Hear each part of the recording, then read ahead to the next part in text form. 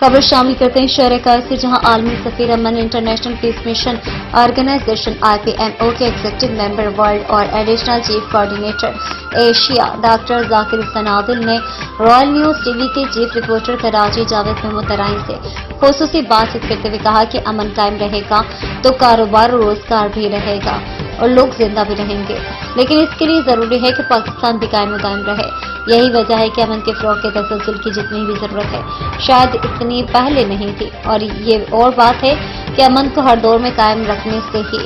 किसी मुल्क में असल खुशहाली आती है। डॉक्टर जाकिर हुसैन आदिल ने मज़ीद कहा कि फौज पाकिस्तान, रेंजर्स, पुलिस और दीगर फोर्सेज ने हर दौर में अपनी जिम्मेदारियां निभाई हैं, और यही वजह है कि मुल्क दुश्मन साजिशें न सिर्फ अपनी बेबुनियाद कोशिशों में अब तक नाकाम हैं। डॉक्टर जाकिर हुसैन आदिल ने कहा कि अमन के फरोग के सिलसिले में मुल्की और आलमी सतह पर जो सर्कल तश्कील दिए जा रहे हैं, इसके मुल्की और आलमी सतह पर दुरुस्त नताइज सामने आएंगे। डॉक्टर जाकिर हुसैन आदिल ने कहा कि इब्तदाई तौर पर जिन कंट्री, सूबाई, सिटी और रीजनल सर्कल्स के लिए जिन उम्मीदवारों के नाम ज़रगौर हैं, इनमें मोहम्मद मुश्तबा गौरी, हाजी